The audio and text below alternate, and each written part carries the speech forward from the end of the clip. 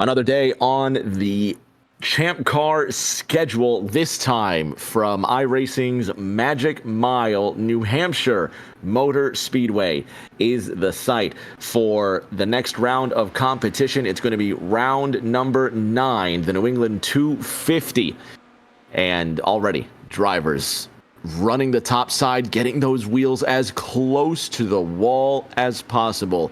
I'm Rick James with Liv Hayward sitting beside me. Liv, welcome to the Magic Mile. It's a great place to be. I'm excited for this one. It's a very unique track in the calendar, sort of shaped similarly to Milwaukee, but drives very differently. And it has been the site of some fantastic Champ Car action in prior series. So these drivers could put on a great show for us tonight. Let's go ahead and run through the format with qualifying. It is an oval race tonight, so drivers are going to get how many laps, and how are they going to measure the best of those? It is going to be a 4-lap session, and it will be the fastest mile that you can run in those 4 laps that will determine your starting spot for tonight's race. Currently, George Ward sits at the top of our practice sheet, 22-17. He is joint top with second place in points, Tucker Sawyer. Bryce Saucier, third in the practice standings, 22-27, with Ryan Rose making a rare appearance. He sits fourth in the practice charts right now, and all of the top 10 separated by a quarter of a second. 3 rookies live in that top 10. Yeah, it's definitely very exciting. 5 if you look all the way down to 10th place. Diarm, of course, rounding out. No, you're right. I can't count. I'm so sorry. I said 3. There's literally 5 with George Ward and Ryan Rose. Oh, I hope it's not that kind of night. But one thing to add on to that as well as having 7 rookies in the field, in fact, we have 3 champions out here, and that's quite a rarity for Champ Car competition. It's a rare to see that many crowns on the track at once. Currently, all 3 outside the top 10 are looking to find their footing. Of course, Carmen Sienna are often busy pre-race, doing a lot of the behind-the-scenes work, currently down in 15th, but looking climb her way through the field. And then, of course, Christina Ryan and Emily Howe, your seasons 2 and 5 champions, respectively. Practice coming to a close here in the next 60 seconds. 5 minutes is all these drivers get for qualifying. And of course, Liv, as the rules go, if you ruin the car, you cannot tow back to the pits. So if you wreck, that's it for your qualifying session. Not on the ovals. So oh no, not on the oval. Okay. That's the way it's done on road courses, because you happen to share the track with everyone else, and there's the concern about sort of impeding other drivers in that. For the ovals, you have the track to yourself. So you have 5 minutes, 4 laps, and you can do exactly as you please with that. And we have seen some differing strategies. Oftentimes 2 runs where the first flying lap will be preferred. I suspect with this being a short track, tyre temperature going to be pretty crucial, and so drivers may run a single long run, try and get those tyres bedded in for a fast lap on the 3rd or 4th tour. All these session temperature, look at George Ward for that burnout. I was just watching him. All these session rules, it gets so confusing deciding who can do what on what racetrack. But as it is, 4 laps, drivers will have the track to themselves. Qualifying begins. All we get is 5 minutes. So, Liv, go ahead and throw some predictions in there for me. Who do you think is going to end up at the top of our tree? Well, I know we saw George Ward with the fastest lap in practice. It's definitely quite an impressive showing, but I am going to take a bit of a wildcard pick here and say that the number 19 of Tucker Sawyer could be the one to take the pole position. This is the first time this season where we are seeing the short oval aero kit, and it looks quite similar to the road course kit. It just has a couple of elements removed. And I think this track driving a bit like a road course, Tucker could find himself right at home here in New Hampshire. Now, for the layman, such as myself, talking about those elements that have been removed, the front wing looks more simple, and it almost looks like the rear wing is a bit more narrow on the short oval configuration. Yeah, so on the road course configuration, there is typically 3 elements on each side of the car. I think you can remove them technically, but no one ever would. There's 3 on the front and 3 on the rear, as Sawyer does not have the best time spearing out on lap 2 after what was quite a strong lap number 1. Nicholas Pressey goes 3rd fastest and could find a bit of an improvement. But on the short oval, the 3rd element is removed from the front, so there's only 1 additional wing above the main plane. And similarly on the rear wing, there's the flat main plane. There's typically 2 additional aerodynamic devices vertical on the road courses, and on the short ovals you get just the 1. And that is for any oval that is below 1.4 miles, or 1.3 miles in length, I believe, in iRacing, although the Real World Series has expanded that to 1.4 with the addition of the short oval kit for Nashville. Compared to stock cars, which I'm used to on Thursday nights, this is some rocket ship stuff. But what I love most, and this just takes me back to the late 90s, the early 2000s, when IRL was in its heyday, when the Indy Racing League was putting these V8 monsters around places like New Hampshire, Charlotte, Texas Motor Speedway. We had one of those races earlier this season. The excitement is just off the charts. And I made a joke earlier in that driver's chat there in Discord talking about I want to see 3 wide on lap 1, but that genuinely is possible. It's within the rail possibility. We don't start 2 wide, and the thing about this track is there is a little bit of progressive banking. It starts down at 2 degrees, ramps up to 7, and with the surface differences as well that you can see in those corners, it means that the high line can definitely find you some performance, and especially if you're trying to defend a position, using that high line to take the run off the corner is going to be very important. And so with all those usable lanes available to the drivers, they're going to try and offset each other, mostly to avoid the dirty air. And while we might not see 3 wide necessarily, I think we could see them in formations of 3 running through the corners here. Nick Pressey runs top of the charts right now, 2/100ths of a second ahead of former champion Emily Howe. Big Pink George Ward sits in 3rd with just 60 seconds remaining. Vitor Guillerme running his laps now, halfway through his qualifying run. And Guillerme looks like he might have pretty much one of the only shots remaining. It looks like everybody but Vitor Guillerme, Matt Schlosser, and Eli Sasek have completed their 4 laps.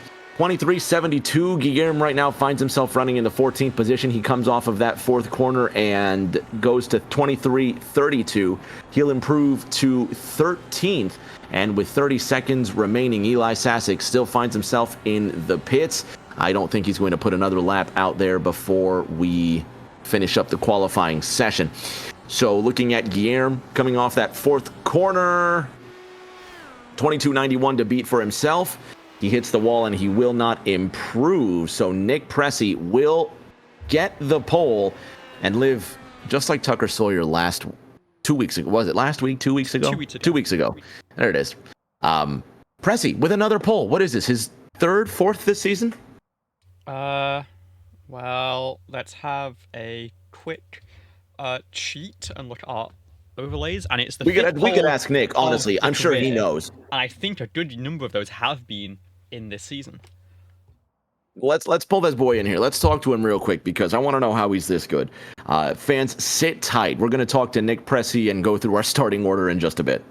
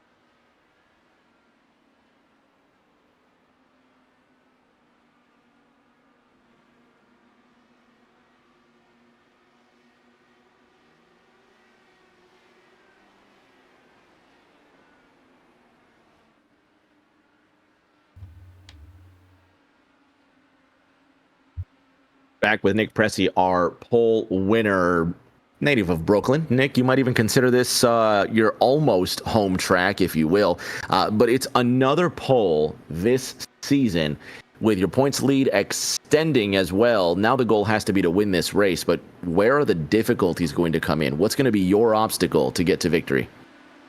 New Hampshire is a very I don't have a very consistent record with New Hampshire. I finished on the lead lap before. I've been the first one out of the race before. Being on pole, it's a good way to mitigate the risk of a more unfortunate outcome. And honestly, I feel like I'm honestly pretty lucky to have gotten the pole.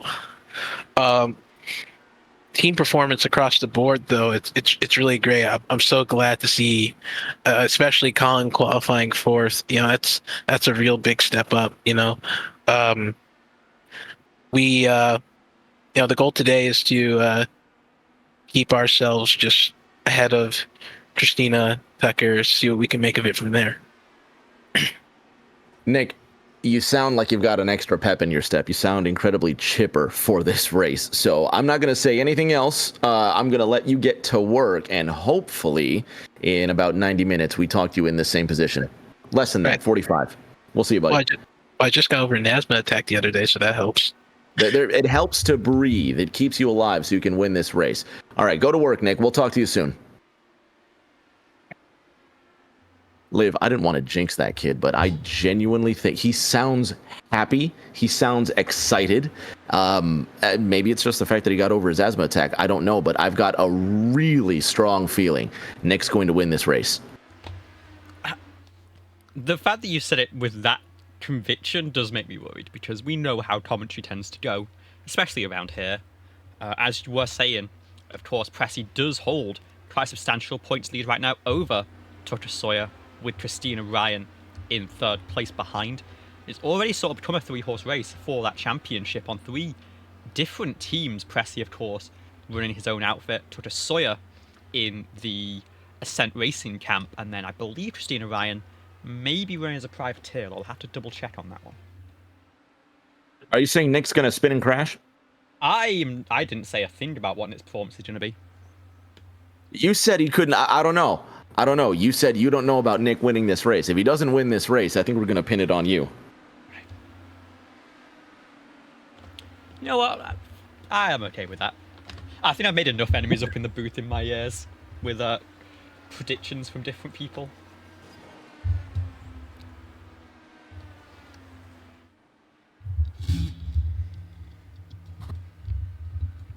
The warm-up coming to an end. We've got, 30 seconds left in this warm-up session, and then we're going to go racing here. We'll cover our starting order in just a moment. If you don't have your snacks or your drinks, well, this is the time. Get your drinks, get your snacks, because there is a lot of racing action coming to you in the next minute. So don't go anywhere.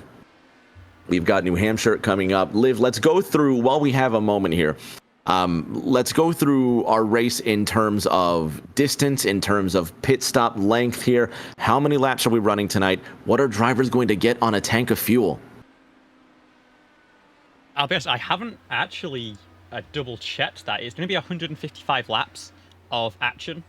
We know that it is an 80% fuel tank here on the ovals, and so that is going to play a factor, and it seems like that might make it about 50 laps on a tank.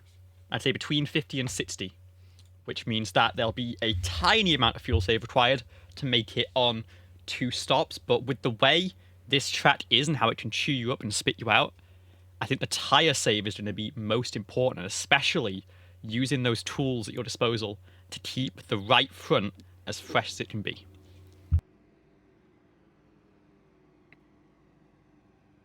Drivers gritting and appearing out of thin air, getting ready to make noise and some thunder on your screens. If you just tuned in, I'm Rick James with Liv Hayward by my side. Round number 9. Is it round 9? I don't know anymore. Round 9. So many races. We've got 20 this season. We're not even halfway in, and there's been so much chaos. We're getting ready to go. Drivers almost There we go. I didn't see the pace car for a moment, and I was terrified that it was going to be a standing start at an oval, and I about lost it. Anyway, no pace car's there. We're safe. Liv, let's go through this running order before any more chaos ensues. We just talked to him. He's our pulse hitter, Nick Pressey, next to the former champion Emily Howe on row number 1. Big Pink George Ward and Colin McDonough, a couple of rookies starting 3rd and 4th in tonight's race. In row number 3, Lily Pelletier Sharp and Eli Sasick in the Ascent car. Row number 4 sees another rookie, Ryan Rose, lining up to Bryce Saucier in the Nick Pressey entry. Row number 5, another rookie. Rookies all over the place. Jesse Francisco lining up next to Chris Ryan on the inside of that 5th row. Row number 6 sees Carmen Sienna next to Australian pilot and rookie Craig Yore. The rookies don't stop. Vitor Guilherme lines up on the inside of Tucker Sawyer, the Brazilian and the American, starting 13th and 14th respectively, and Matt Schlosser with that little R next to his name, another rookie, on the inside of the final row, number 8. Green flag is out, and we are racing at New Hampshire. Nick Pressey with a great jump on Emily Howe into turn number 1, and everybody circulates, trying to make it through clean and green. Out of the second corner, Pressey, Rowe, Ward, Howe to the inside, and here goes Emily Howe going for that lead. Nick Pressey tries to make it stick on the top side where the speed is. Howe on the inside. They will drag race to lead lap number 1. Emily Howe leads the first lap. Liv, Nick Pressey barely avoids contact out of 4. Yeah, I think maybe a little tap of the wall did come there out of turn 4, but he gets away with it. But Emily Howe does use that low side to get the move done, and now is going to instantly move onto the high side to defend. And you see Nicholas Pressey immediately ducks down low to get out of that dirty air and try and preserve his tyres throughout the length of this stint. Howe, Pressey, McDonough now running 1, 2, 3 with George Ward in 4th.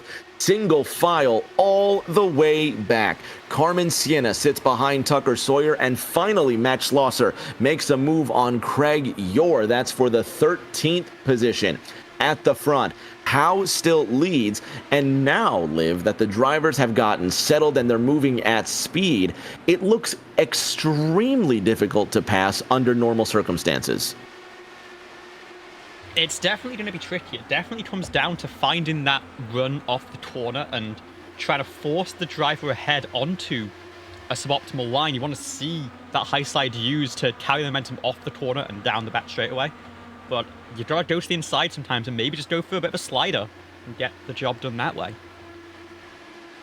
Looking at now, looks like George Ward having to defend the move from Lily Pelletier Sharp. The French pilot moves to the inside, tries to take that 4th position away. Ward almost makes contact with the wall. I've already noticed that as a trend, Liv, drivers really struggling to keep it off the wall in turn 4.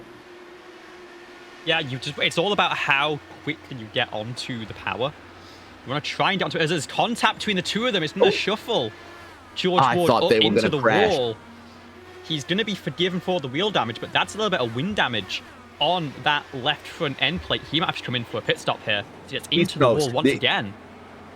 Liv, yeah, that's it. Effectively, without a caution, that could be Big Pink's race. And here he is. He's going to dive down into the pits with no downforce on that race car. And even with the yellow, he's going to lose at least 2 laps. Yeah, and here's that incident once again. That's really from up high. I think it's 1 lap from now is when we'll see that contact between the two drivers. You can see how close the racing is already. Extremely close. I don't think that's the last we're going to see of incidental contact. And for the most part, most of the contact is avoidable, but even here, they're giving each other no room to race down the back straight. Looks like Lily sent it in really deep. And if it's me, if I'm George Ward, I would let Lily Pelletier Sharp have the position. But at the same time, if I'm Lily Pelletier Sharp, I think you could give George Ward some more room. So chalk that up to a racing incident, but I think both drivers this early could have been more conservative in their approach. Yeah, and I think it was actually a little bit maybe of netcode contact on the way in with how aggressively Lily was sending that move up the inside that then led to the contact later in the corner as the cars bobbled and recovered from it. George Ward will, fortunately, only be one lap down here, and a lucky dodge will be available for him if we get a caution to bring him back into the contention here. Chris Ryan and Carmen Sienna now nose to tail. Ryan gets around Sienna for the 11th position. At the front of this race, Brooklyn's Nick Pressey will now go to the outside on Emily Howe. Howe looked like she made contact. I don't know if she was just turning extremely hard off the corner. Howe leading over Nick Pressey, but briefly, and one minor mistake really can make all the difference here. And you know, if Howe drives that any wider, again, that could be her race as well. Yeah, I don't seem to see any damage on the right-hand side of Emily Howe's car, so I think she got away with that one. But one thing that we did mention was going to be a huge factor here is the tyre life and using those tools effectively. Emily, of course, comes from the stock car side of things, is sort of used to taking a car as it is given and running a whole race with it. It's not really the dynamic of how things go in these open wheel machines, and so maybe Pressey's finding a little bit more purchase in that right front tyre and maybe burning off the right rear a little bit more. So the top two nose to tail for now, and then a second back to Colin McDonough. Nick Pressey will test the waters on the left-hand side of Emily Howe. Howe, again, running it wide, keeping it moving at speed, and Pressey just can't make it stick. This time, the Brooklyn pilot dives down deep, puts the slide job on Emily Howe, who will cut under Nick Pressey down the back straight into turn number 3. Emily Howe now misses the position again, and it's Nick Pressey who will run away with that lead. And that there, Liv, was extremely clever by Nick Pressey. Not only the pass in turn number 1, but the defense using the high line in 3 and 4, that sealed the pass for first. Yeah, so the way you really maximize the racetrack is, of course, using the full width of it, going from wall to wall, entry and exit.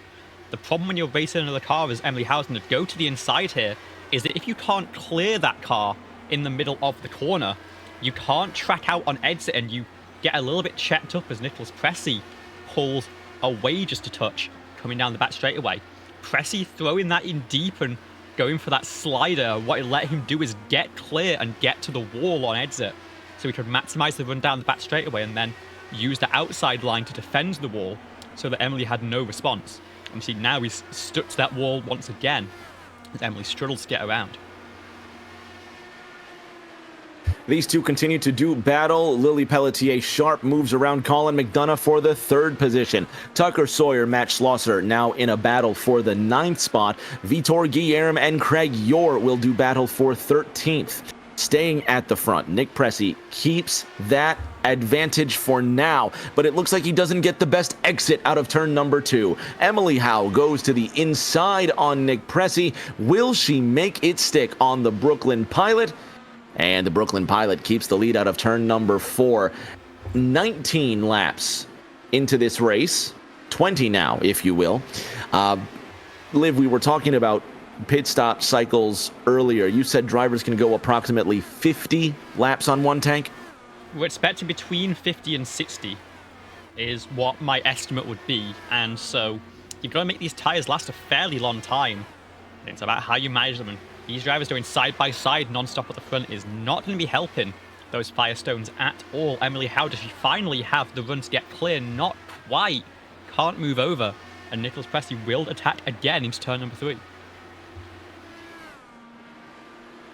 New fastest lap on the racetrack, 22.62. That goes to Vitor Guillermo, the Brazilian pilot, running in 13th.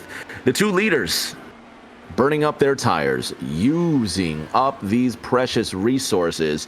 If I'm Lily Pelletier-Sharp, Liv, I have no reason to chase down the leaders. Let them battle. Let them burn up their tires. I'll stay in the back. Just wait. Yeah, but equally, if you're Pelletier-Sharp and you're a second behind these two, where they're going side by side constantly, you don't have any clean air to work with in the corners. They are taking up the 2 most preferred lanes, and you are having to fight for scraps, essentially, to hold on to them. This might be why she's not gotten any closer here. She might either not be able to close in to these two, or she might be playing it a little bit cautious and saving those tires for later on in the run where she could come for a charge past the both of them. Well, we're not even halfway through a run. So if this is any indication of where you are in the first fifth of this race, if you will, actually more than that, I have no idea. But what, it's 155 laps. If we're expecting, it's about 1/6 of the way through this race, if you will. If we're expecting 50 to 60 laps on a fuel run, as Emily Howe now takes the lead, and fastest lap, 22:52, certainly resources have to be at a primary, considering how much of the racetrack these drivers are using, and again, just how much grip there is on the racetrack. But Liv, the margins are razor thin when it comes to how close these drivers are exiting out of the corner. So to push the resources, to waste up the car in the early run, is to risk crashing the car at the end of the run because the tires are so spent. Yeah, we're now about the halfway point, and so this is where you'll start to see those drivers that have saved their tires come back through the field. Our biggest gainers so far are Tucker Sawyer and Matt Schlosser, both up 5 positions. Tucker Sawyer now working on Jesse Francisco to make that 6. And like we said, that road course experience could be playing a factor. We can't quite get the move done right there, but he's certainly making a run for it. I'm just expecting these 3 or 4 drivers to get in an incident because they are racing so close, 28 laps into this race. You're looking at Ryan Rose, Jesse Francisco in that gorgeous Blue Angels machine. While we look at these drivers, Emily Howe just went purple back-to-back, 22:45, 22:37. But all the action stays in this pack right here, Liv. These drivers are just constantly battling. Yeah, and if you're behind it, if you're Tucker Sawyer, as Schlosser actually has a great run here late in the run, but can't quite get it from the low side, nearly contact between the two of them there. You again just have no clean air. Now Tucker maybe gets back through on the 0-4. But you do not want to be in this pack. If you get towards the pit window, then you do consider, I think, coming down early and taking the undercut. But of course, at that point, you risk a caution trapping you a lap down and having to take that wave around that puts you at the tail end of the group.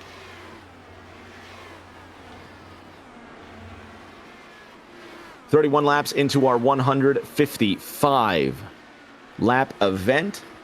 Emily Howe, Nick Pressey, and Lily Pelletier-Sharp occupy the top 3, while Ryan Rose in the Budweiser machine sits ahead of Jesse Francisco in the 37 Blue Angels car. Bryce Saucier at the head of this pack, and this trail of battles goes all the way down to Chris Ryan in 11th. So if anything happens with Rose and even Jesse Francisco, Liv, it almost looks like he tagged the wall out of turn number 2, but the Blue Angels car remains steady. If anything happens with these drivers, people like Schlosser, Ryan, they're all at risk of making contact with them. Yeah, and it's not just for the drivers in that pack. Emily Howe, the really bad last couple of laps, I think getting a little bit held up by Craig Yor, who has now gone 1 lap down. It's opened up the door for Nicholas Pressey to throw another slider. He does get clear, and Emily Howe touched into the slipstream. Moved the 94 back to the race leaders. He set a 22.5 last lap.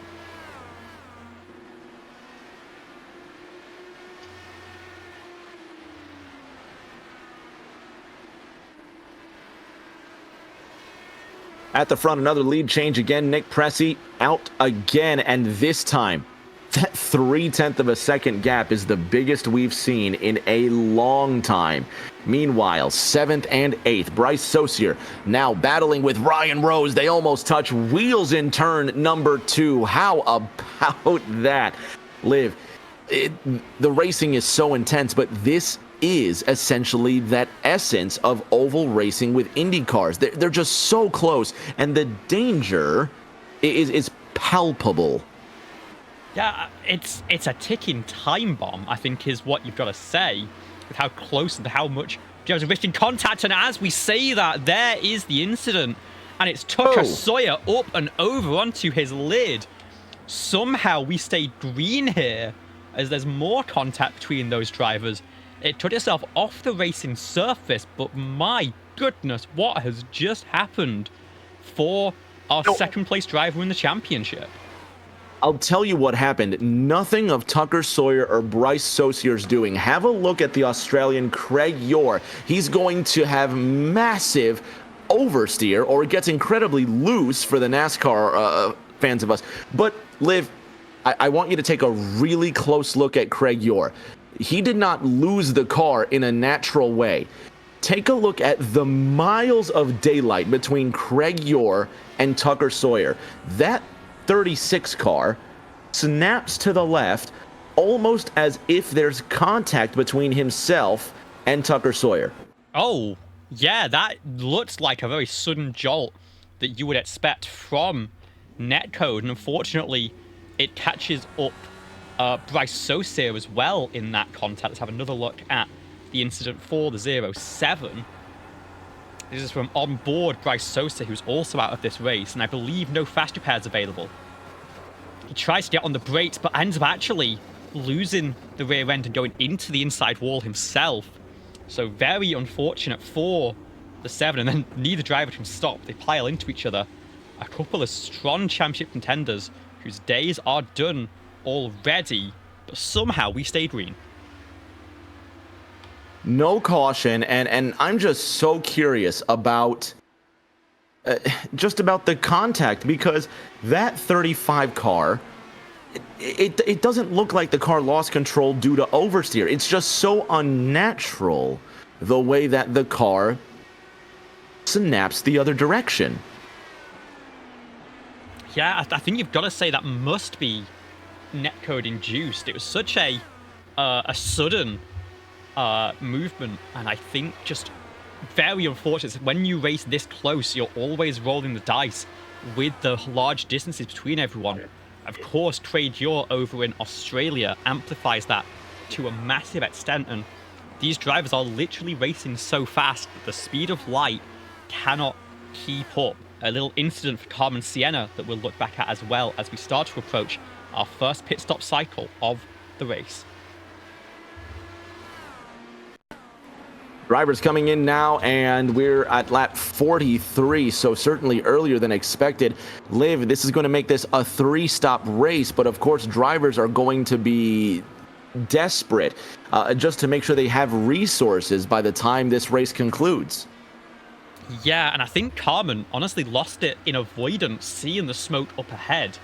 Just slid to the inside. She's now taken a pit stop for some fresh tires, or in fact might have taken some damage and could be out of this one. Currently, none of our leaders in, obviously aside from George Ward, who had to pit early for that wing change.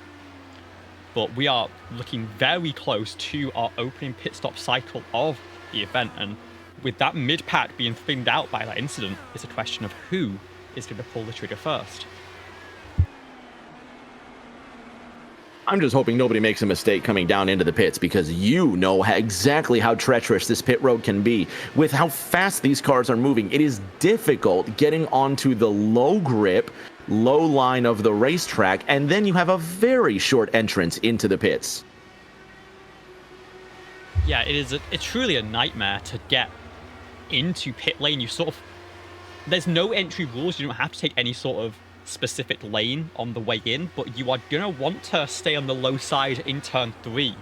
Call it out very early, and then I'd say put the brake bias as far back as you can so that you don't lock the front tires and go straight on.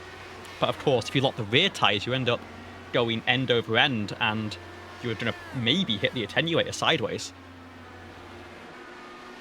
Not to keep harping on this Craig Yor crash, but I've been just looking at the footage intensely, almost studying the footage, if you will.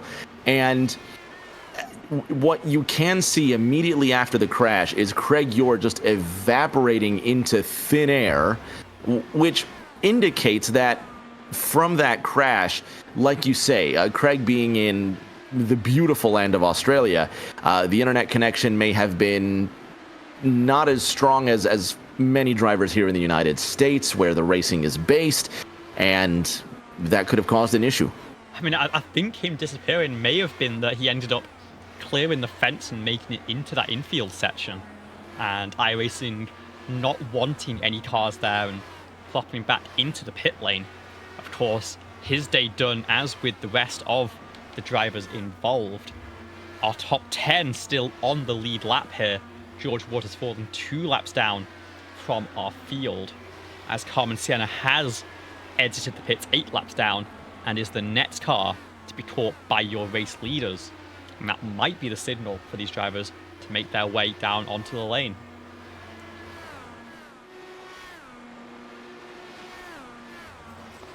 "51 laps into our 155 lap event. We are just through our, well, almost through the first third of this race. At the front, Nick Pressey, who has spent a good majority of the race at the front. Lily Pelletier-Sharp is now in. Emily Howe, Nick Pressey running second and first respectively. Eli Sasick, Jesse Francisco separated by a couple of tenths, and they continue to do battle. And let's not forget here, with Lily kicking off the cycle at the front of the field, she's a teammate of Nicholas Pressey here.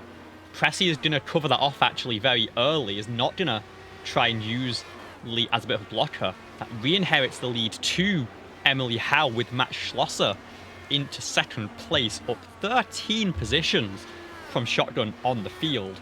But of course, a lot of the field on their way into pit lane, and we'll see how they shuffle on the way out. Emily Howe, it looks like, is on. No, he's going to continue for another lap. In fact, it's Matt Schlosser who pulls down the pit lane at the end of lap 53. Eli Sasick in second, Jesse Francisco running in that third position.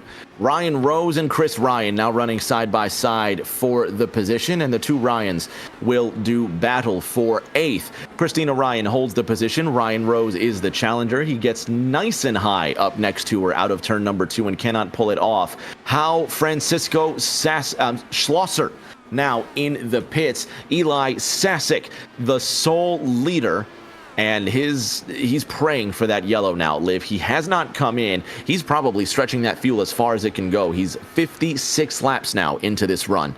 Yeah, I mean, a yellow flag would be a miracle for Eli Sasick here. He will be able to save to maybe lap 62 with the use of those fuel maps. And so potentially it's what he's going for. He did just set his fastest lap of the race last time by, so that could be a sign that he's kicked it into high gear here. Emily Howe exits pit lane and comes out, in fact, behind Pelletier-Sharp. So a huge pit cycle for the NPEM crew as Eli Sasick finally comes down pit lane. But Nicholas Pressey now leads his teammate of Lily Pelletier-Sharp, with Emily Howe stuck in third and with a lapped car separating the two of them. What happened to Howe? Emily Howe is slow. Emily Howe's losing time, it looks like, here. She gets those tires. Well, she went from first to fifth in that cycle, Liv. So I'm taking a look at the telemetry here. If we compare to Nick Pressey spent 34.7 seconds on the pits. Emily Howe spent 34.3, so almost a half second less than Nick Pressey, where Emily Howe had a pit stop of 8.8 seconds, Nick 8.5. So the difference is almost immeasurable between entire pit lane delta and pit time. But certainly that has to be down to the attack and the attack of pit lane and the exit of pit lane as well.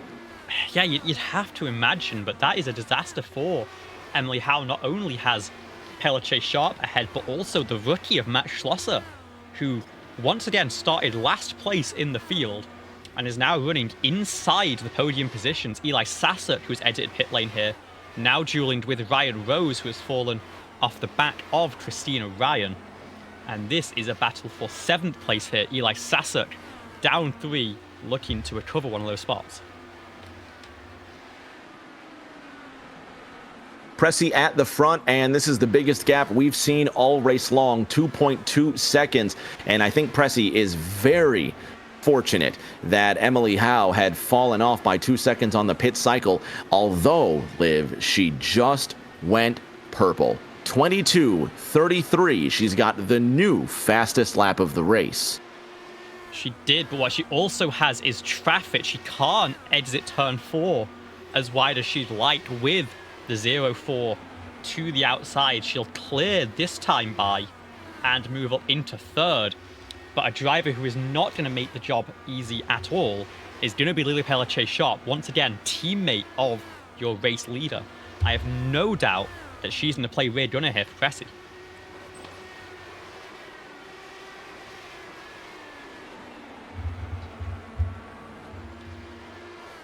Second and third just went green as well. So we're seeing a trend, Liv, where lap times are just getting faster. 22:40, 22:33 respectively for Pelletier and Howe. Nick Pressey, 22:66 his last time around. So second and third are decidedly quicker, and she's gone purple again. Liv, Emily Howe now goes 22:22.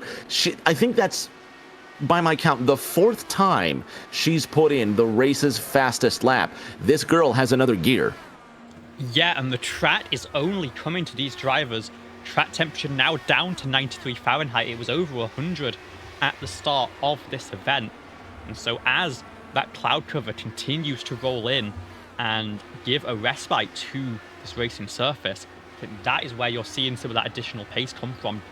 Mechanical grip is everything here as Emily Howe looks to try and get the move done on Lily Pelletier-Sharp.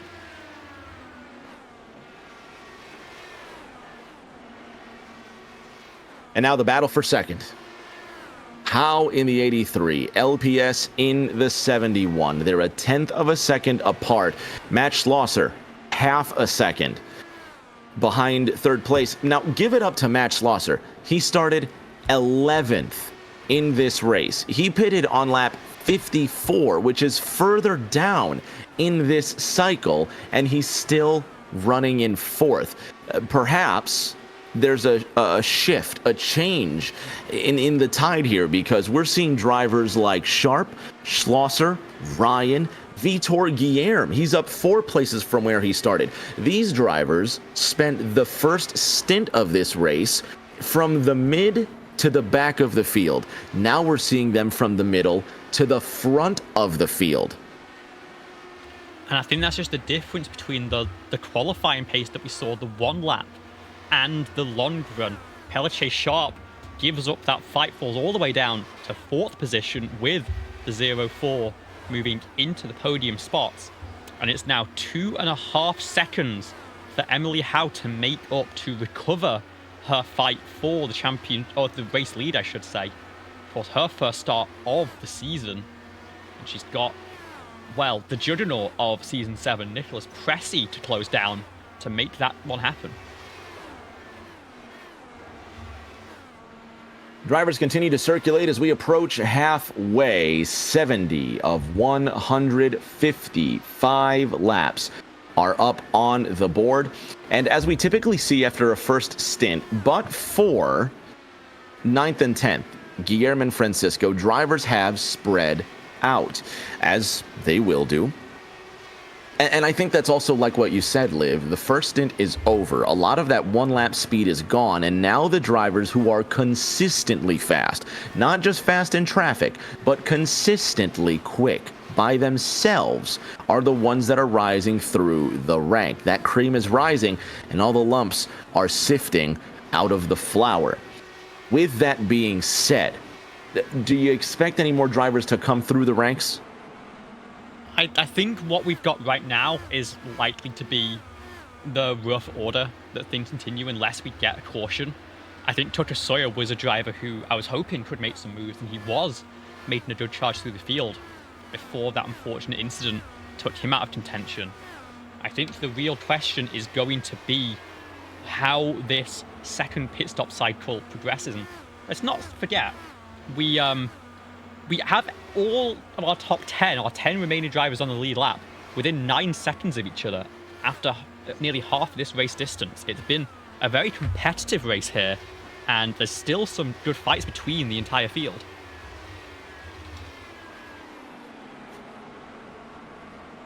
For the most part, the top 5 are about a second apart. Further on back, you see drivers that are still catching up to each other. just with the draft alone, and it makes a huge difference here. But the cars aren't going to look like this forever, and they're not going to behave like this forever, Liv. We've got some changes coming to the formula in the next 3 weeks. Yeah, and this is always a very exciting time of the season for drivers on iRacing. We expect around week 9 and 10 to get a development update from Greg West and crew to explain what is expected in the week 13 update. And for IR18 fans around the world, this was an exciting one. We had announcement of a fully rebuilt car, physics update, tyre update to match 2025 spec in almost every way.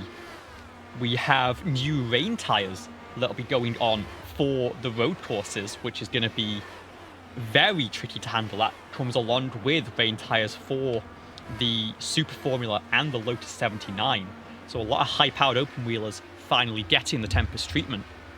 And most importantly, it's just a cover-to-cover rebuild and a lot of updates to tracks as well, including Worldwide Technology Raceway, also known as Gateway.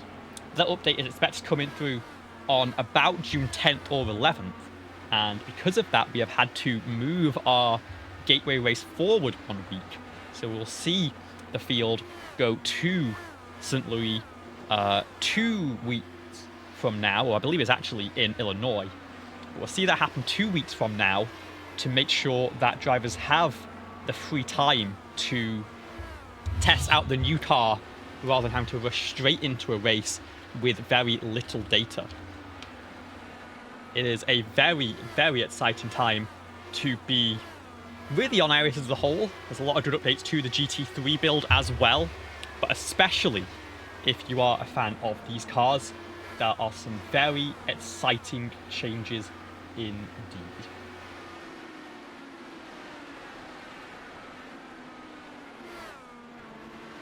80 of 155 now, past the halfway point in the race, and the gap at the front of the field has closed in. It's now within half a second as we start getting to some lapped traffic. Carmen Sienna just ahead of the field, throwing a little bit of dirty air behind to Nicholas Pressey, and this could be quite an interesting battle as we get into the second period of this race.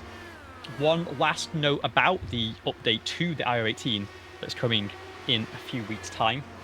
It will not include the hybrid system update that we saw introduced to the real life series just under a year ago. That's still on hold while they work on some additional systems, including how to rebuild their system as a whole for the GTPs, which have been in a little bit of a tricky spot on the hybrid lately.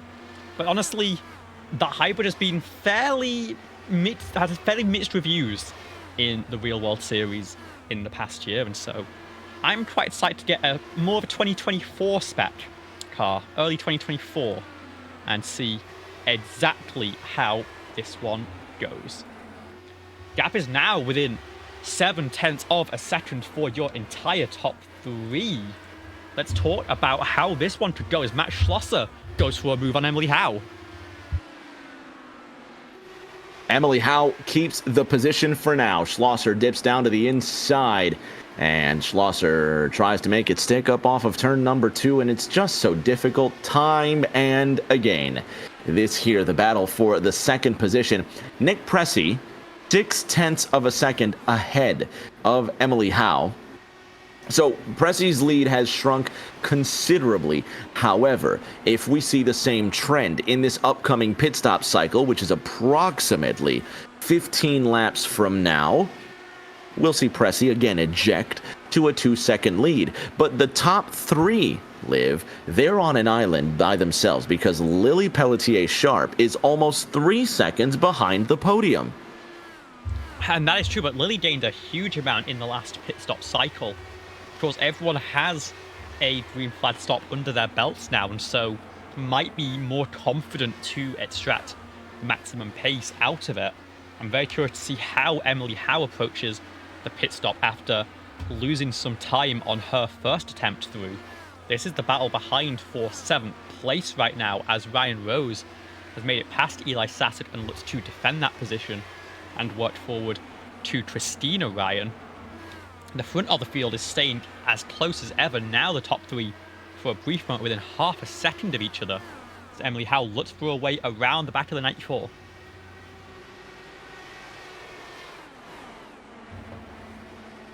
As the laps wind down, as the rubber gets laid in, we're approaching 65 laps to go, so we are well past halfway.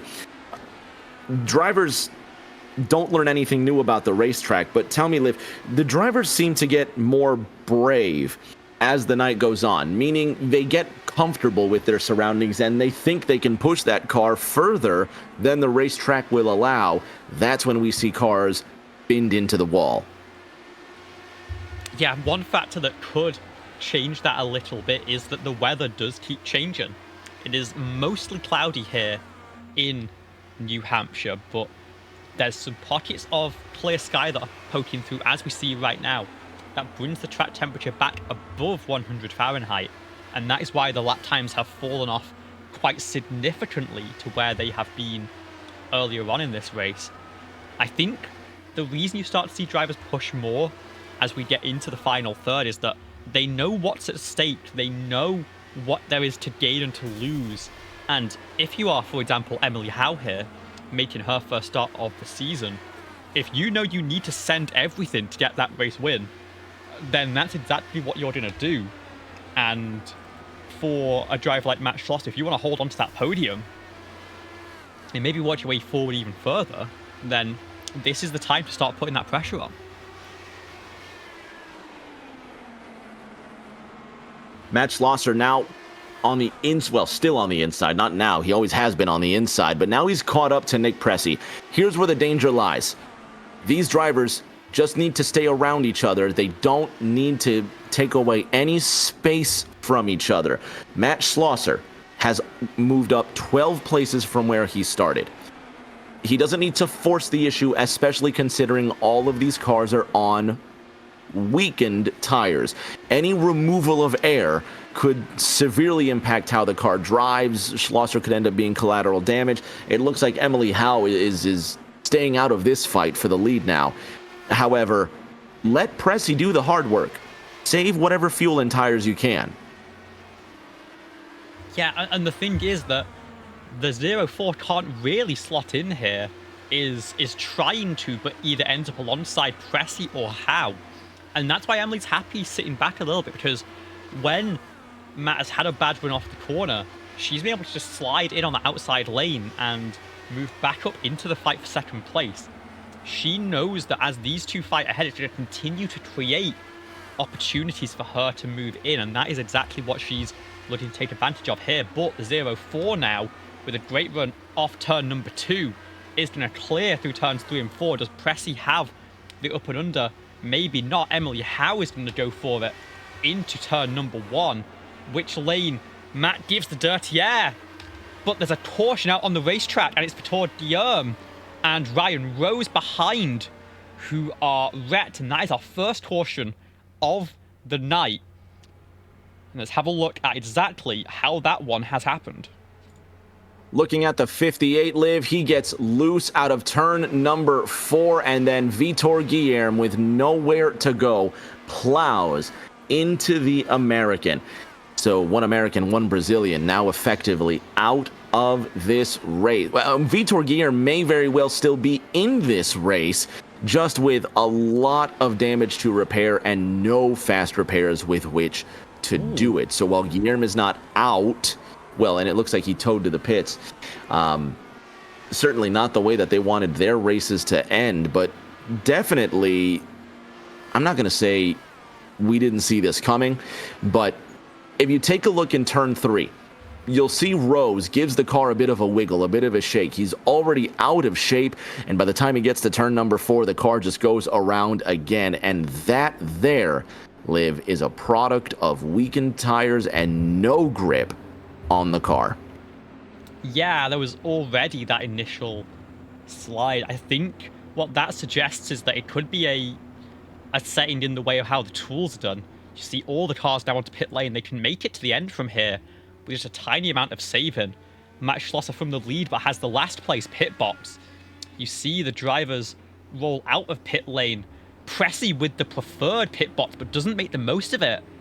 And Emily Howe gets out ahead, but I think does not quite beat the 0-4 of Matt Schlosser off pit lane.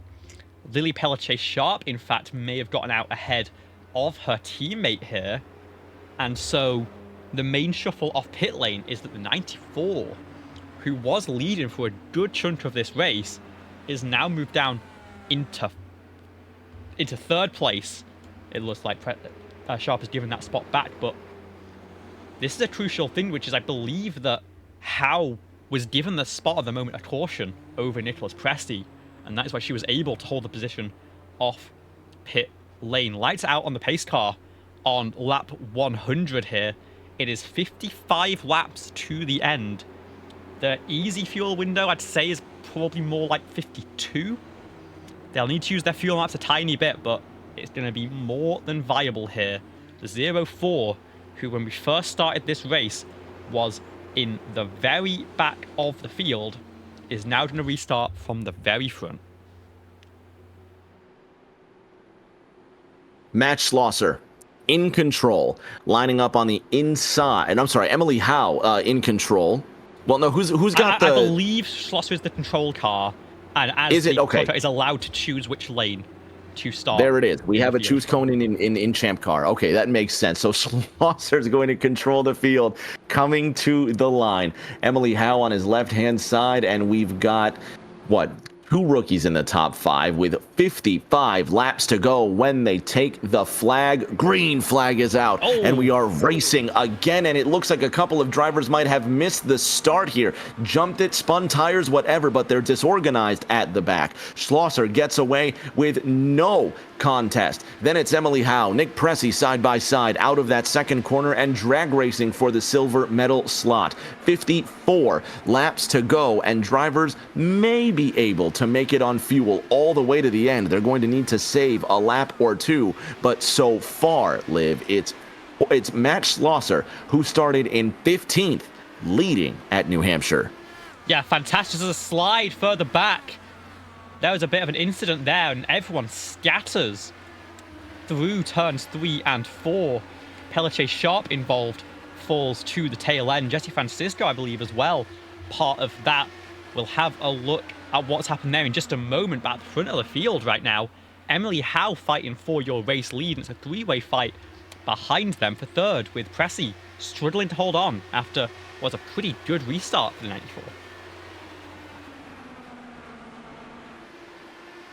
I'm just curious to see who's going to still make it to the end of this race. You know, there's just so much that drivers could lose here by not being careful with how they're driving this race. But so far, so good for Matt Schlosser. He has driven the wheels off this thing, so to speak. And I'm hoping he keeps it in this top 3 position somewhere. Looking further on through this race at the 7th and 8th position, Jesse Francisco in the Blue Angels machine now has a challenge from Lily Pelletier-Sharp in the 71, and that was the incident on the restart lap. Sharp with a bit of a slow run through the corner. Francisco sends it in and ends up tagging the number 71. We go back to our live pictures now, where those two are still fighting each other. Francisco has given up that spot to the 71 now. But crucially, our battle for the race lead within 0.2 of a second as Nicholas Pressy, I'd say, might be over-saving here. That might be why he's so far back. But he's 2 seconds off your race leaders already. I think Nick Pressy is being ultra-conservative in the hopes that if a late race... Well, and you tell me, do we have... When it comes to late race cautions, do we run the scheduled distance, or are there what we would know it scheduled distance every time? Okay, well, that just pretty much settles it right there. For Pressy, though, if he's over saving on fuel, I just don't see, because ideally he needs to run out of fuel when he crosses the line on lap 155. However, I think he's just trying to save tires as well, because he knows drivers are going to be driving like mad to use all of the racetrack. We'll see. Yeah, and being this far back, while it isn't good for his current race, as Eli Sassett goes for a big move on Colin McDonough in the 39. Is that going to be a crossover? Doesn't look like it from the rookie. He has that clean air right now, which could be pretty crucial for keeping those tyres alive, and especially that right front tyre that is so important around here. Christina Ryan now looking up the inside of Colin McDonough for 5th place, and should be able to get that move done without too much trouble. The 39 struggling in these late runs. I think picked up a few spots in that early restart incident and is now handing them back slowly over the course of the stint. But as the gap back to Presti is now 2.8 seconds, Emily Howe stays right on your race leader. Howe, 2/10 behind Matt Schlosser inside the final 50 laps of action. Nick Presti 2.8 seconds behind them. Looks like Big Pink George Ward has had an incident. The 36 car slowed down the back straight, and he will keep it moving under his own power. Looking at the 36, I'm going to guess that it was just a lack of grip as he was by himself. And yes, indeed, the car just snaps out of turn number 2, and he doesn't hit anything, which is very good for George. He spins it around and keeps it moving in the right direction, still in the top 10. And Liv, I think we're going to see more of this. I think we're going to see more of drivers that get impatient, if you will, with the race car and try to force grip where there is none. Yeah, it's all going to be about how they utilize those tools, that weight jacker especially, which is so tempting but can often be a little bit of a detriment on these flat tracks. It's about how they try and preserve their right front tyre by burning off the right rear. And as we are actually approaching George Ward as a bit of traffic here, how will our race leaders navigate this? He goes low, our race leaders will lunge high. But does this open up the door for Emily Howe for a move into turn number 1? Presti is 3.5 seconds off your race leaders, is really conserving in some way. But there's only about 40 laps to go, and he has fallen well off the pace. He has to have something left in the tank that he can use to close this back in. We'll see just how he makes this one work here. 40 laps to go as Matt Schlosser crosses that line. Looking at the rookie, he's battling a former ABN Champ Car champion in Emily Howe. When is the last time Howe has been in champ? You say this is her first race this season, I think we were talking about earlier? Yeah, as Schlosser tags the wall slightly. She's not made an appearance this season. She only made a couple last season as well. Oh, they're getting so close to that wall. Eventually, the grip's going to run out, and I don't want to think of what's going to happen there, but he's driven a sensational race, a flawless race, if you will. Howe is right there pushing the envelope, and I think she's trying to force a mistake more than anything, because I don't know about Matt Schlosser, but if it's me, I'm sitting there running scared, knowing that you have this extremely experienced driver who's pushing me to my limit. Yeah, and I've just pulled up the stats here. It looks like this is Emily Howe's first start since her championship win at Indianapolis in Season 5. So, Liv, I'm gonna cut in right here. I want to take a look at Colin McDonough in the 39, coming out of turn number 2. Just for Colin McDonough fans to know, it looks like the car just gave up out of turn number 2 in the 39, toes to the pits. Hope everything's all right with him, but that's a tough end to his race inside the final 35 laps of competition. Back at the front, the leaders now. Schlosser on the inside, Howe on the outside. Emily Howe with the advantage. She's going to fly around Matt Schlosser, and she is the new leader with 35 laps to go. Yeah, and part of me is wondering whether her goal was to run the 0-4 out of fuel, potentially. We know there's a little bit of save required. It's possible he was trying to push extra hard to hold on to that spot and might now need to go into a conserve mode.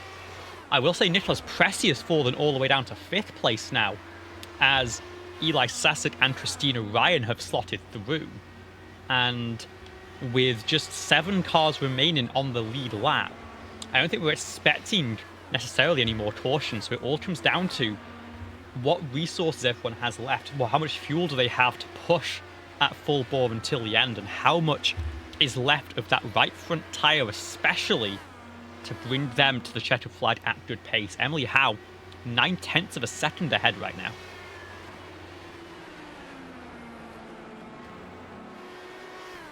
We'll see if that lasts. She last pitted on lap 98.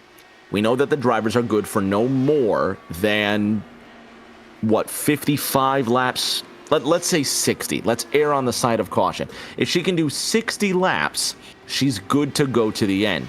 If she can do 55 laps, she'll be 2 laps short, if my math is correct. Well, the race restarted with 55 to go, and these cars have a very efficient map 8 that is designed as a safety car map. It's a pacing map that burns next to no fuel.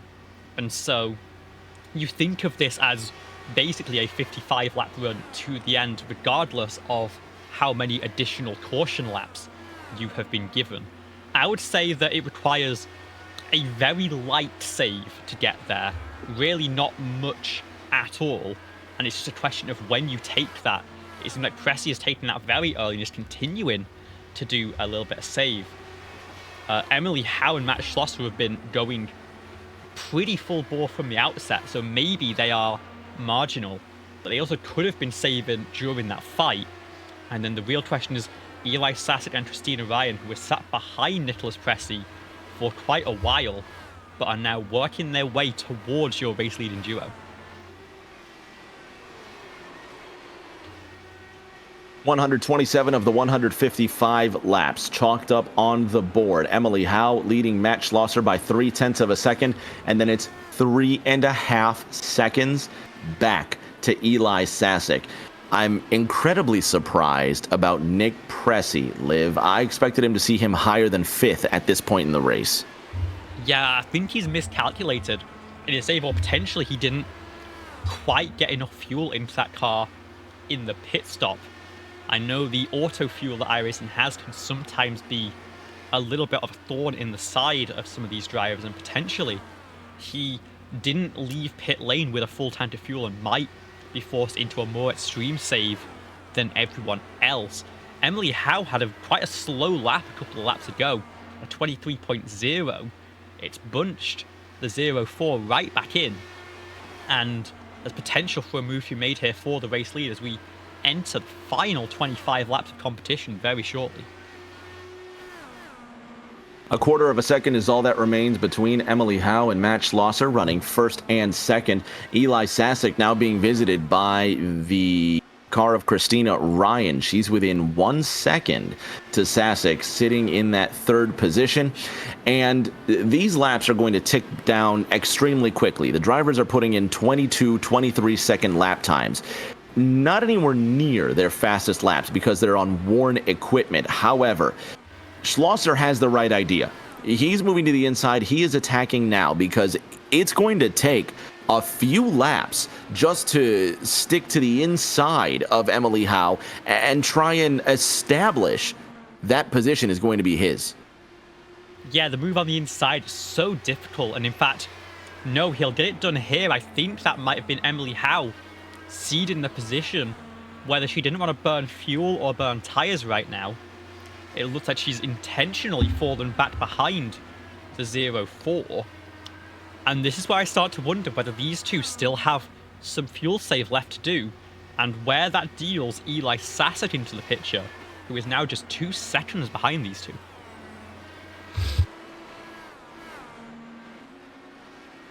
Quickly approaching the final 20 laps of action. Matt Schlosser further away from Emily Howe now than Emily Howe was away from Matt Schlosser when Emily was leading the race. However, both drivers restarted on lap 98. Assuming Matt Schlosser was using the same fuel map as Emily Howe, he should be on the same trajectory. He should have enough fuel to go the distance of this race. And look at the gap now. Half a second. It's almost like Schlosser just pushed a button and he is out of here. Yeah, and this is the thing, which is just because they pit on the same lap, it does not mean that they have the same fuel situation. The fuel maps in this car are very potent. You've got 5 different levels of fuel safe available, as well as that pace car map that we mentioned earlier. And it can extend a stint 20% or sometimes more in an emergency scenario. And so if full push is 50 laps, you can easily make it 60 by running down in map 5, maybe with the help of some draft. And balancing when you take that save is exactly where we're at here. The 0-4 does not seem to be giving any save right now. He is pushing forwards into the final 20 laps.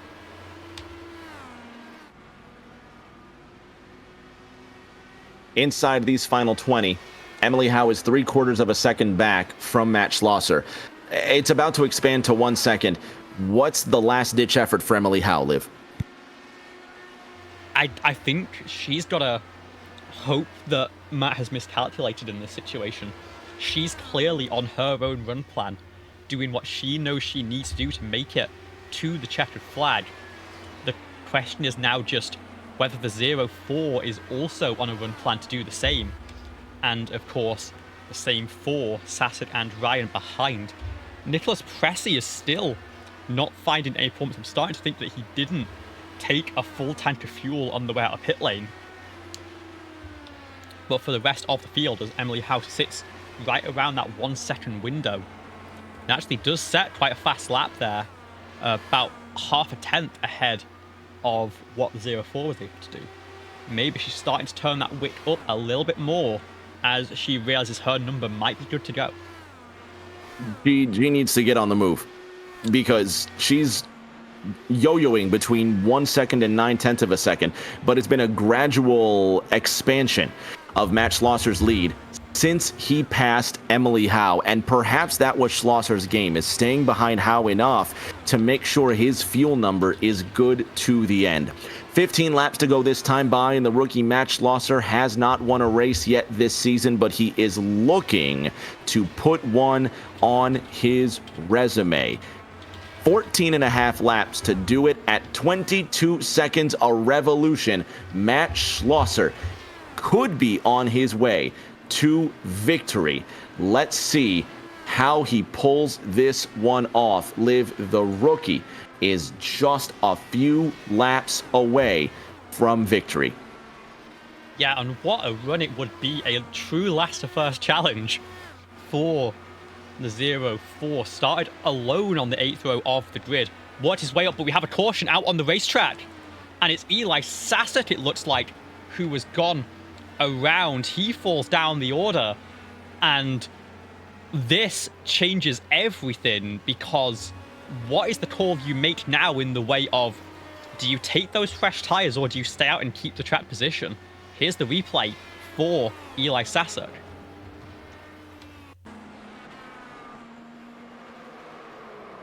.3 seconds the gap. Caution's out. Caution is out. Eli Sasek goes around. And I must not have been paying attention because the yellow lights just flashed in front of my eyes here. And well, Curse of the Commentator comes out, and we couldn't have made it any harder now for Matt Schlosser. And this is very interesting. Emily Howe opts to pit. Eli Sasek, of course, with those burnt-up tyres, will do the same.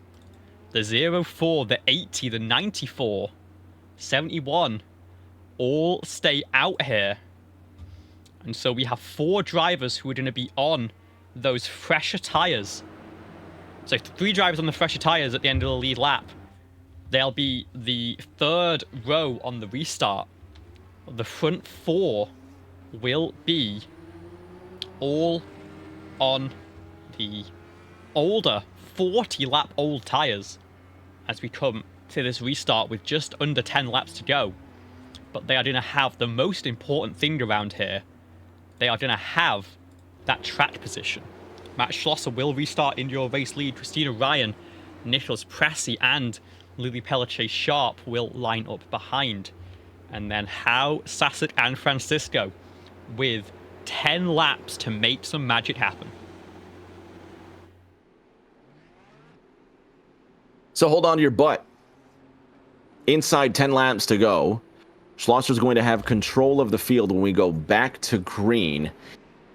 And Emily Howe decides to pit on lap 143, and she's going to make the most of these fresh tires. Now, here's the trick. They're cold. Howe, Sasek, Francisco, Ward. So 5th through 8th coming down into the pits, getting those fresh tires. Schlosser, Ryan, Pressey, Pelletier, Sharp, 1st through 4th on old tires. Before we go to green, Liv, who do you got? I think the track position is gonna play a factor here, and with how good Matt has looked all race long, I think he might be a good pick. But Christina Ryan has been playing it so patiently all throughout this final run. I think she might have some good tires underneath her. She might be able to make this upset happen. Pace car is off. This is going to be the most exciting race of the night. The final 10 laps. It boils down to this, and the first 140 laps were nothing but a precursor. Now the final 10 miles in New Hampshire are underway. Matt Schlosser gets out to an impressive advantage while Christina Ryan and Nick Pressey battle side by side behind him. Alyssa Pelletier Sharp in 4th with Emily Howe running in the 5th position. She's going to need maybe another half lap or a corner to get those tires up to temp. Meanwhile, Matt Schlosser wants to see that second place battle in his rear view mirror between Ryan and Pressey, and it still isn't over yet. Schlosser up 14 places from where he started, approaching the final 8 laps of competition. Teammates side by side for 3rd place here. Pressey and Sharp battling it out. This is letting Christina Ryan move up into 2nd place, with Matt Schlosser with an impressive race lead right now. Sharp is going to make it happen, move up into 4th place now. Pressey is under pressure from Emily Howe and Eli Sasser. It looks like those tyres are now up to temperature. Here comes the 83 to the inside of Lily Pelletier Sharp. She can't get the move done just yet. And we are running out of time already for these drivers. 7 laps to go to try and get those positions. Of course, Howe pit from 2nd place. She needs to get past Sharp and then Ryan to retain that 2nd place. It looks like she might have Sharp done here. But crucially, it's 1.3 seconds between Christina Ryan and Matt Schlosser. And she has got to close that gap in to get that move done for your race win. She is on the move. She is just flying. However, the gap is now 1.4 seconds, and unless Emily Howe plans on cutting that by 3 to 4 tenths a lap, Schlosser is in the good. He just needs to make sure that nobody else crashes. 5 laps to go this time by, and the 04 car has a 1.2 second gap back to Emily Howe. Over the last 5 laps, Howe has been brilliantly flying through this field. Now that the tires are up to temperature, she's within 1 second to Matt Schlosser. It is 4 to go next time by, Liv. And we were this 3 wide through turn number 4 there. Eli Sasser cutting through on those fresh tires as well, with Christina Ryan and Lily Pelletier Sharp battling it out. Nick Pressey must have damage as he is really struggling in the latter portion of this race. Has fallen back once again. Emily Howe, though, has set the fastest lap of the race 2 laps in a row now with a 22.122. She has 3 laps to get this done ahead of the 04 of Matt Schlosser, and she is within striking distance. Here we go. Those tires paid off. Those tires made the difference. Coming to the final 2 circuits. 2 more miles to go, Liv. Here comes Howe. She gets to the inside line. Matt is going to rip right against the wall. He's going to actually cover that 3rd lane. Is he going to be able to keep that tyre alongside, force Emily Howe to stay low on exit? Yes, but she has the nose ahead into turn number 3. Surely she can get this slide job done. Now she will take the race lead as we come to the white flag. Fewer than 1 mile remains. Emily Howe and Matt Schlosser now first and second, and one more last-ditch effort for the rookie who started in 14th. The tires paid off up until this point, and it's a quarter of a mile to go. Emily Howe, in her first appearance this season, makes the right move with the late race tires. She wins round 9 at the Magic Mile.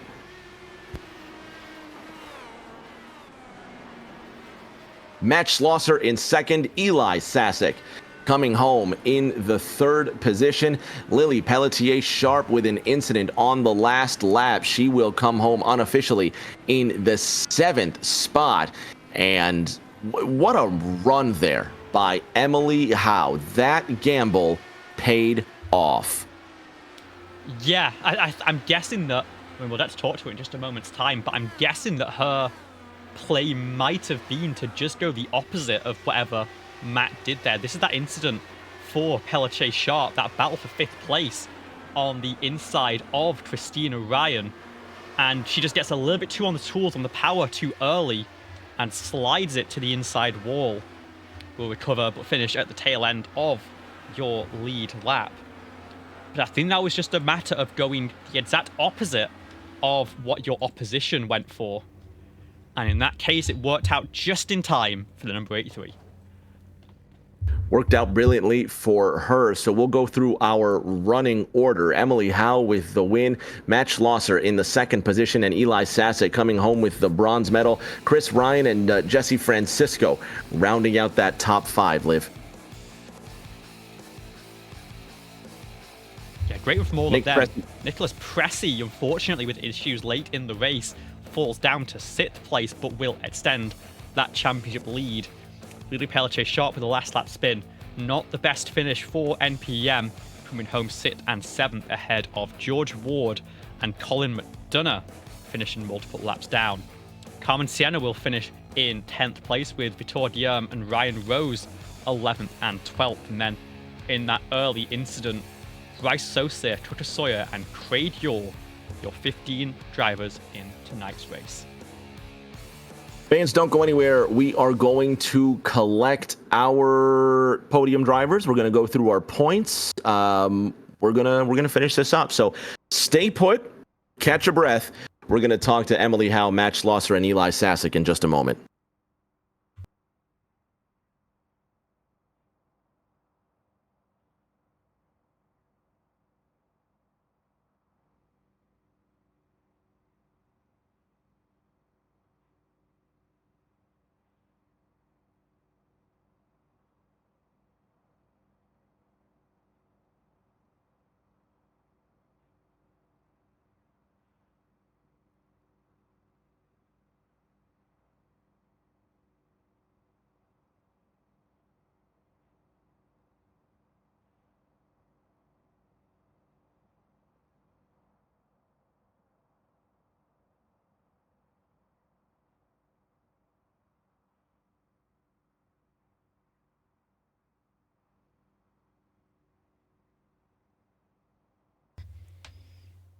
On the podium now with our top 3. Let's start with Eli Sasek in that number 9 Ascent car. Eli, great job in that first stint. You were kind of lingering towards the back of the field, but it became a run, or it became a race for the long run car. Yours proved to be very good. I'm sorry, could you repeat the question again? I only heard like half of it. You had a great long run car, man. Congratulations on 3rd. Okay, yeah, I mean, it felt really bad. It felt really good when the track was in shade and cool, or when it was really hot over 100. Once the track got into that like 95 to 90 to like 100 area, I just wasn't very fast. And thankfully, near the end, it was in that 100, above the hundreds, and a lot of what I was putting in fast laps was on the track was really cool. I was just able, kind of just putting it in fuel save mode all race, not really worrying about it too much. I thought that I wasn't quite sure what what Emily and Matt's fuel numbers were at the end there, but I knew that I could make it, and I was just kind of running hard trying to get up to them, and got a little bit too much on that bottom line there, and spun me around there, but thankfully able to make it all back up under the last 10 laps. Congratulations on that run. It was a fantastic race. We'll see you next week in Detroit. A fantastic run. Liv, you've got our silver medalist, Matt Schlosser.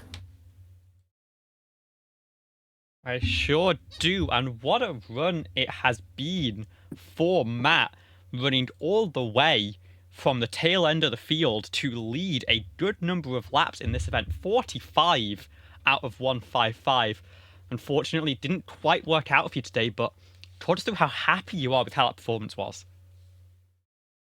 Yeah, I'm very happy to finish second. I mean, it was a good race. A little bummed that I couldn't hold on for the win. I thought maybe staying out and being on those old tires was going to work because a few people stayed out, but Emily was so fast on the new tires and just fast in general, and I could not hold on. But yeah, I mean, I started last, and I probably did not expect to finish second, and we'll definitely take that and be thankful for it. Yeah, and of course, very new to this series as a whole. I believe that was just your second start here, so Yeah. Incredible performance to have that one on your resume now. How does it give you confidence going forward into the rest of the season?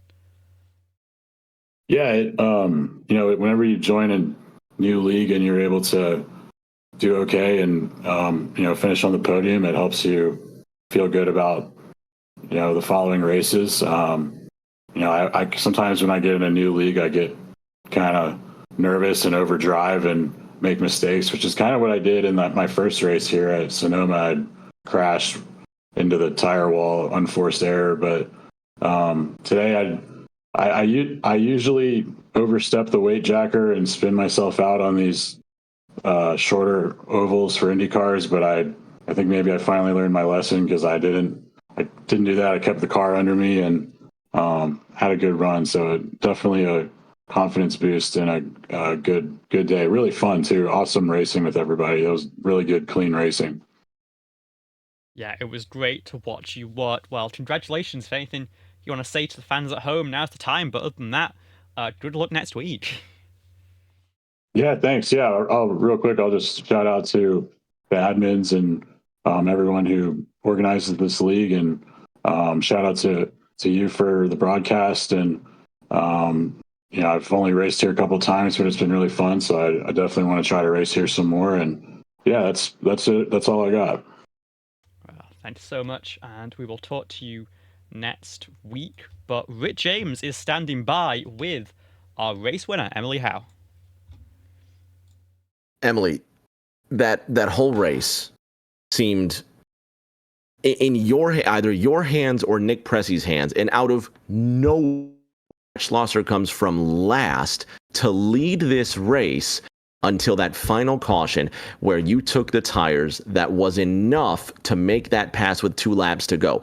Did you know you had the race-winning car when you took those tires on that final caution? Well, I knew that if I didn't do something different than the leader, I was going to have the race-losing car because with the 50 laps on the tires on a restart like that, the leader's just going to win every time. So I'd rather finish second on new tires fighting than finish second stuck in dirty air. So I had to take the risk and, roll the dice. And luckily I had a couple cars come with me. So I started third row there and was able to clear those people early and get the tires activated and then just set sail and do it for Dale. You ended up on top of the tree in your first start this season. So looking into next week, we're going to continue this party at Belle Isle at the Grand Prix of Detroit. How do you fancy your chances there? Will we see you go 2 in a row? It depends who shows up. Probably not. I've never driven this car on a road course. And so we'll see what happens. I'm sure I'll hit plenty of walls. There's plenty of walls to hit at Belle Isle, so maybe I'll end up in the fountain. That'd be a good way to send off the car. We'll see what happens in this next competition here. However, congratulations on that win. Any shout outs before we finish up the night? Yeah, I just want to shout out ABN and all the folks who put this all together. All the sponsors that Karma put on this car last season or the season before when I won the championship, who I forget now, who I can't remember to thank. And then gotta thank New Hampshire Motor Speedway for having a track with lots of grooves and a good brake pedal and steering apparatus for allowing me to rip the bottom and make passes out here. Congratulations on that win. Hopefully we see you in a week. See you soon. Liv, a 9th round of racing comes down to the final 2 laps, all because of a late race tire change. That is the kind of drama that I live. Yeah, I mean, that was fantastic from start to finish. We had a nice long green flag run there to open up proceedings. Got to see the ebb and flow and get everyone into their sort of natural run order.